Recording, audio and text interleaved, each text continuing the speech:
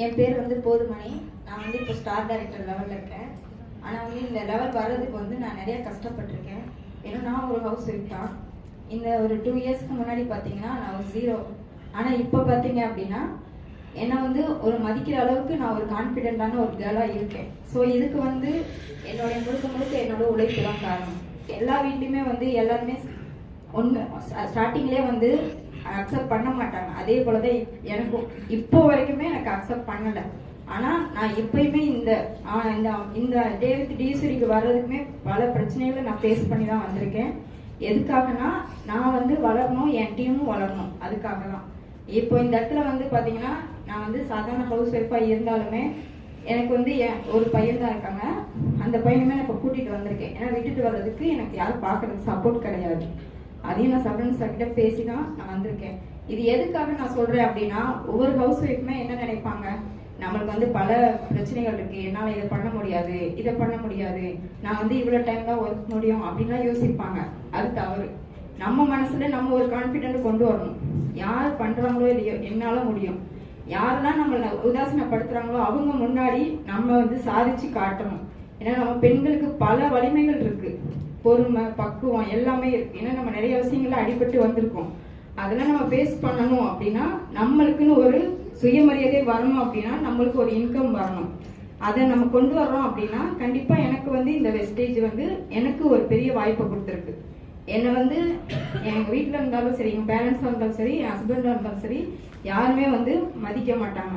உனக்கு என்ன தெரியும், நீ ஓரமாயிரு. இப்போ என்கிட்ட கேட்டு டிசிஷன் எடுத்து பண்றாங்க. பட் இருந்தாலும் ஒரு அவார்டு ஃபங்க்ஷன், இது 2வது அவார்டு நான் வாங்கிட்டு இருக்கேன்.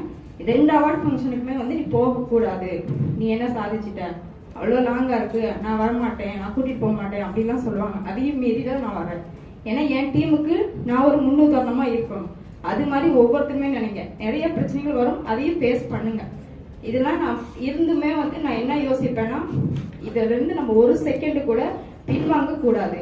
ஏன் நம்ம வந்து நம்ம டெவலப் ஆனாதான் நம்ம டீமும் டெவலப் ஆகும். என்னோட ஃபியூச்சரும் வந்து நல்லா மாறும்.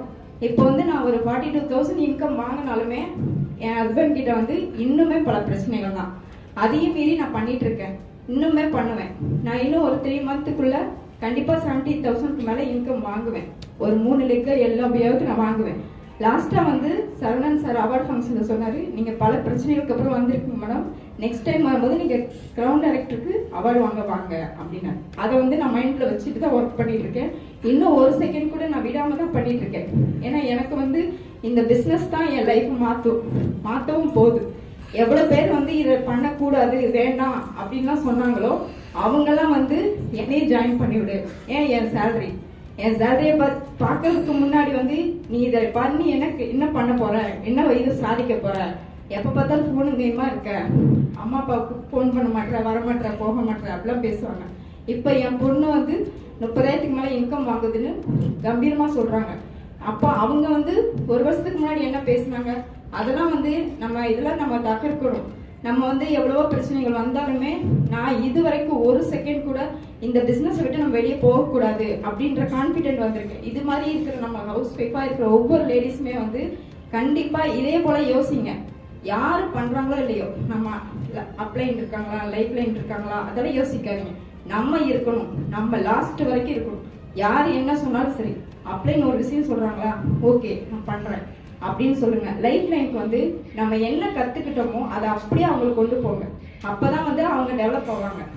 அவங்க டெவலப் ஆனாங்கன்னா நம்மளும் தானா டெவலப் ஆகும். அவங்க ஒரு சிலர் யோசிப்பாங்க, நம்ம மட்டும் டெவலப் ஆனா போதும், நம்ம கீழே இருக்கவங்க நம்மளோட அதிகமா இன்கம் பண்றோம் அப்படி நினைக்க கூடாது. நம்ம கீழே லீடர்ஸ் அதிகப்படுத்ததான் நமக்கு எல்ஓபின்றது அதிகமா வரும். ஸோ இதை வந்து எல்லாருமே ஃபாலோ பண்ணுங்க.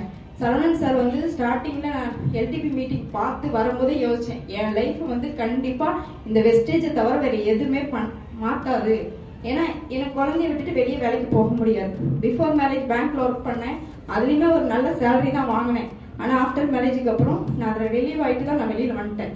ஆனா அதுக்கப்புறம் பாத்தீங்கன்னா என்னால வெளியில போக முடியல. ஏன்னா என் குழந்தைய பாத்துக்கணும், அவனை பாத்துக்கிறதுக்கு யாரும் கிடையாது, என் ஹஸ்பண்ட் சப்போர்ட் பண்ண மாட்டாரு. அப்ப அந்த இடத்துல நான் என்ன பண்ணணும் அப்படின்னு யோசிச்சுட்டே தான் சோசியல் மீடியாவில் தேடிட்டே இருப்பேன். ஏதாவது பண்ண முடியுமா, சைட்ல பாத்தீங்கன்னா ஸ்வீட்லாம் செஞ்சு ஆர்டர் கொடுத்து இதெல்லாம் பண்ணுவேன். அதுலயுமே எனக்கு பெரிய லாபம் அப்படின்றதுல எனக்கு எதுவுமே கிடைக்காது. அதுவும் அவர் என் ஹஸ்பண்ட் தெரியாம தான் பண்ணுவேன். இதுவுமே நான் ஜாயின் பண்ணி ஒரு 3 மந்த் வரைக்கும் என் ஹஸ்பண்ட் தெரியவே தெரியாது வெஸ்டேஜ் பண்ணியுமே. ஏன்னா அவருக்கு தெரியாம மீட்டிங் பார்ப்பேன், அவர் இருக்கும்போது பார்க்க மாட்டேன், அவர் இல்லாத போது நைட் 2 மணிக்கு கூட பார்ப்பேன். ஏன்னா ஷிஃப்ட் கணக்கு அவர் ஒர்க்குக்கு போவார். அப்போ அதுக்கு தகுந்த மாதிரி நம்ம எப்படி டைமை மாற்றிக்கணும்னு யோசிப்பேன். அப்படி யோசிச்சுதான் 4வது மாதம் பிரான்ஸ் அடிக்கும் போது தான் என் ஹஸ்பண்ட் கிட்ட சொன்னேன், இந்த மாதிரி நான் வெஸ்டேஜில் ஜாயின் பண்ணியிருக்கேன் அப்படின்னு. அவர் என்ன சொன்னார், நான் 5 இயர்ஸ்க்கு முன்னாடி ஜாயின் பண்ணேன், இதுலலாம் ஒன்றும் சாதிக்க முடியாது, நீங்க பண்ணது ஆஃப்லைன், நான் பண்றது ஆன்லைன், நான் சரவணன் சார் டீம்ல இருக்கேன், கண்டிப்பா நான் இன்கம் எடுப்பேன் அப்படின்ட்டு 6959 இன்கம் வாங்கி காட்டினேன். அதுக்கப்புறம் தான் அவர் மந்த்லி பர்ச்சேஸே பண்ணாரு. அது வரைக்கும் நானாக தெரியாம என் குழந்தைக்கு ப்ரோட்டீன் பவுடரா வாங்கி கொடுப்பேன், அதை அவர் பார்க்க மாட்டார். இந்த அளவுக்கு நான் ஒர்க் பண்ணி தான் 4 மந்த்லி பிரான்ஸ் அடிச்சு, அதுக்கப்புறம் 3 மாசம் பிரான்ஸ் மெயின்டைன் பண்ணேன். அதுக்கப்புறம் பாத்தீங்கன்னா சில்வர் டைரக்டர் ஆகி ஒவ்வொரு லெவலுக்கும் 3 மாசம் மெயின்டைன் பண்ணேன். ஆனா கோல்டு டைரக்டர் பாத்தீங்கன்னா லாஸ்டா ஒரு 6 மந்த் மெயின்டைன் பண்ணேன். அந்த 6 மந்த்ல கோல்டு டைரக்டர் அச்சீவ் பண்ணி ஒரு 3வது மாசமே வந்து பாத்தீங்கன்னா நான் சில்வர் லெவல் மெயின்டைன் பண்ணேன். ஏன்னா எனக்கு ஒரு டீம்ல வந்து ஸ்லோவாயிடுச்சு.